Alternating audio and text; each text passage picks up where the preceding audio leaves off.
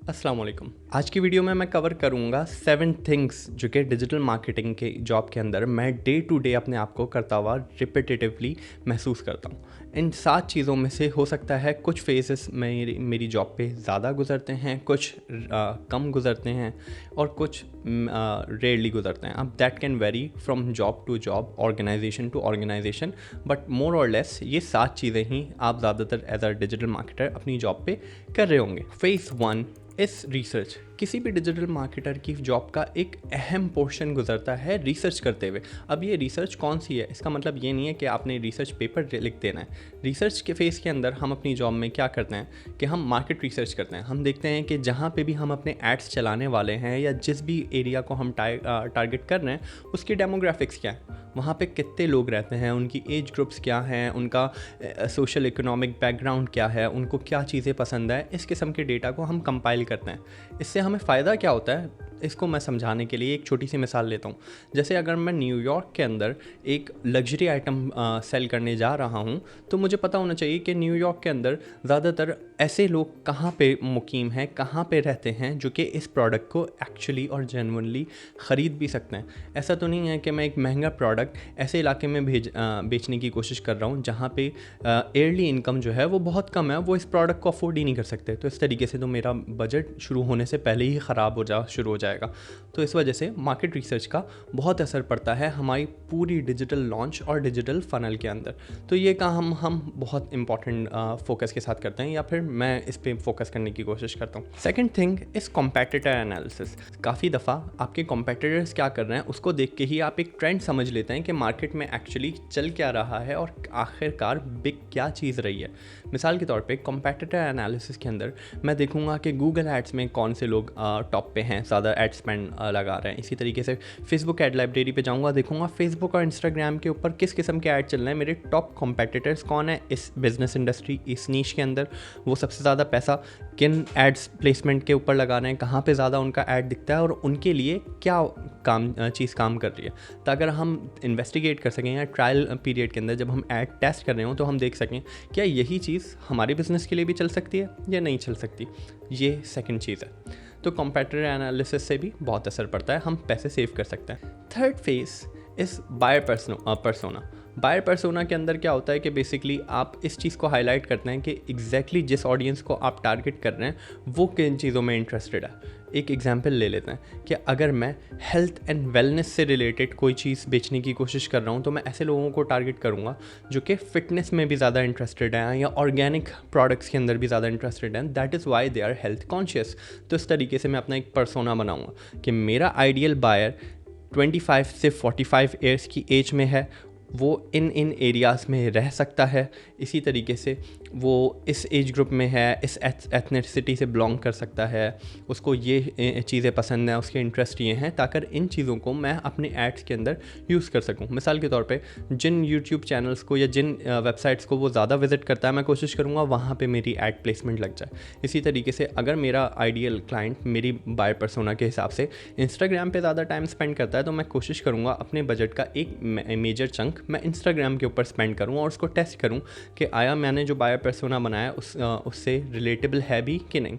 इससे क्या पता चलता है कि हम सिर्फ समझ लेते हैं कि हम अपनी टारगेट ऑडियंस को कितना अच्छे से जानते हैं और इससे इवेंचुअली हमें पैसे सेव होते हैं। जब रिसर्च फेज़ कंप्लीट हो जाता है तब सेकंड फेज़ शुरू होता है जिसके अंदर हम ब्रांड आउटलाइन या फिर कंटेंट क्रिएशन की तरफ मूव करते हैं। जब हमें एग्जैक्टली पता चल गया कि मार्केट में कौन लोग हैं जो काम कर रहे हैं, मार्केट के अंदर मेरी डेमोग्राफिक क्या है, ऑडियंस क्या है, और थर्ड मेरा आइडियल कस्टमर क्या है, तो अब मुझे उस ऑडियंस को जहन में रखते हुए ब्रांड आउटलाइन बनानी है। मुझे डिसाइड करना है कि मेरा ब्रांड का लोगो कैसा दिखेगा, कलर्स कैसे दिखेंगे, किस किस्म का डिज़ाइन होना चाहिए। अब ज़रूरी नहीं है कि ये सारा डिज़ाइन आप खुद ही कर रहे हो सकता है कुछ केसेस के अंदर आप ऑलरेडी बहुत अच्छा ग्राफिक्स डिज़ाइन करना जानते हैं और आप ख़ुद कर लें, लेकिन जो भी बड़ी ऑर्गेनाइजेशन होंगी या फिर मिड साइज ऑर्गेनाइजेशन होंगी उनके अंदर ग्राफिक एक्सपर्ट्स होंगे, कॉन्टेंट एक्सपर्ट्स होंगे। तो मेरा काम होगा कि उनको एक आउटलाइन बना के देना कि ये इन चीज़ों को आप मद्देनज़र रखते हुए कंटेंट क्रिएट करें या एड्स क्रिएट करें या फिर ब्लॉग्स क्रिएट करें। अब ब्रांड आउटलाइन मैंने डिफ़ाइन कर दी, मुझे ये चीज़ ऐसी चाहिए, ऐसे कलर्स चाहिए, ऐसी हेडिंग चाहिए, ऐसा लुक चाहिए।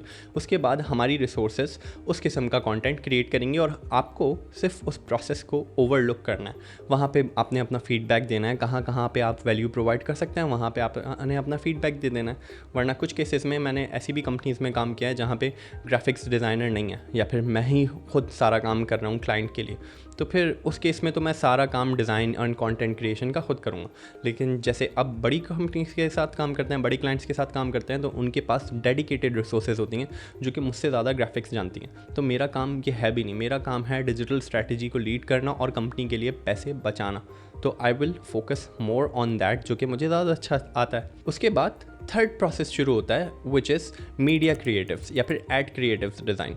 अब एक दफ़ा आपने अपनी प्रोफाइल्स को अप कर दिया, आपने अपने ब्लॉग्स को अप कर दिया, मतलब आपने इनफ इन्फॉर्मेशन कंटेंट लगा दिया कि जिसको देख के आपके ब्रांड के बारे में ज़्यादा पता चले। मिसाल के तौर पे आपने नया ब्रांड लॉन्च किया है, तो ऐसा ही नहीं है ना, ऐसा तो नहीं है ना आप पहले ही दिन ऐड चलाना शुरू कर देंगे। आप कोशिश करेंगे कि ऐड चला के जिस वेबसाइट पर लेके जा रहे हैं उस वेबसाइट के ऊपर कॉन्टेंट तैयार है, वहाँ पर वो लैंडिंग पेज बहुत प्रॉपर बना हुआ है। इसी तरीके से जिस फेसबुक पेज पर आप लेके जा रहे हैं उसके क्रिएटिव्स वेल टू डू हैं, देख के ट्रस्टेबल ब्रांड दिख रहा है। जब ये वाला काम हो जाए तो सेकंड हम मूव कर जाएंगे एड्स के ऊपर। अब कौन सा ऐड दिखा के हमने क्लाइंट को अपनी वेबसाइट के ऊपर या अपने फेसबुक पेज के ऊपर या अपने व्हाट्सएप के ऊपर मूव करवाना है, यहाँ पे हम आ जाते हैं। यहाँ पे और ज़्यादा मेरी डेडिकेशन या फिर और ज़्यादा मेरा टाइम सर्व हो रहा होता है। मैं 2 and 4 कम्युनिकेट करूँगा अपने डिज़ाइनर्स के साथ एग्जैक्टली वैसे ऐड बनाने के लिए जैसे कि मेरे जहन में है या नियर टू इट।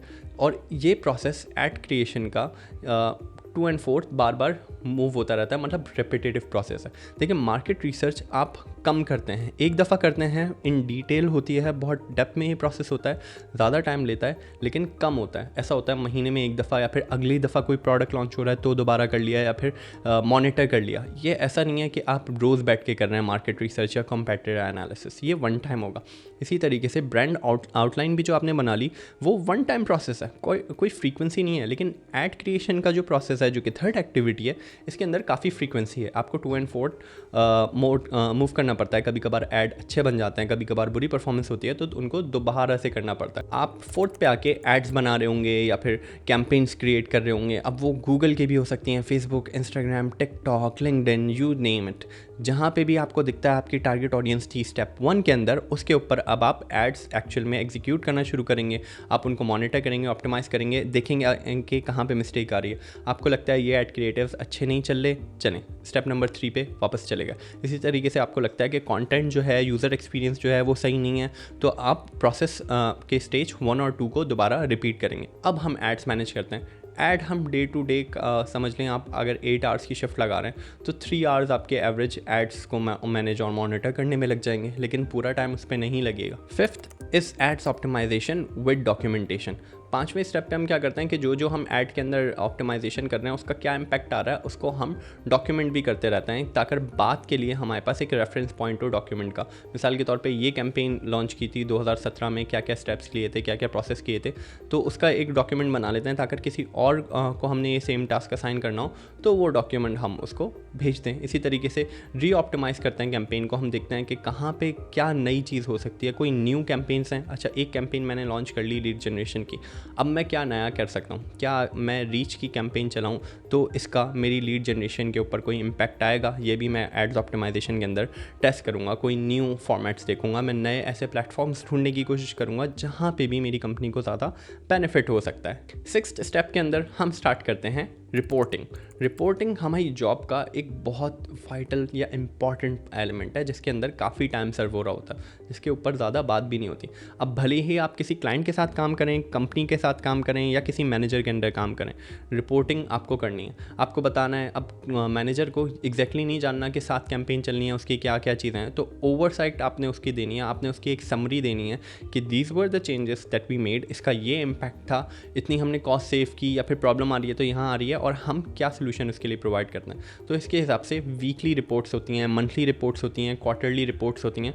रिपोर्टिंग के ऊपर अच्छा खासा टाइम जाता है, इसी तरीके से मीटिंग्स के ऊपर भी बहुत टाइम जाता है। And 7th and the last most repetitive part of my job is cross team communication.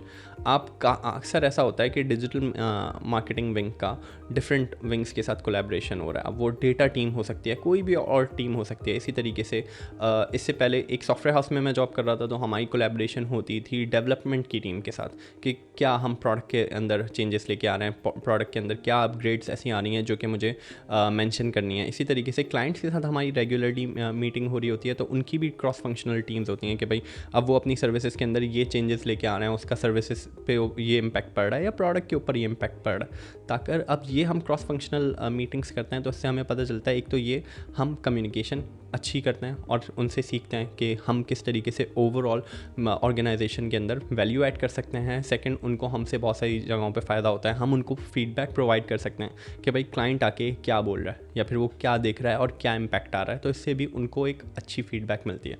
तो these are 7 most common activities जो आप एक डिजिटल मार्केटिंग जॉब के ऊपर एक्सपेक्ट कर सकते हैं कि आपकी डे टू डे एक्टिविटीज़ होंगी। इस वीडियो में इतना ही। अपना बहुत ख्याल रखिए। खुदा हाफ़िज़।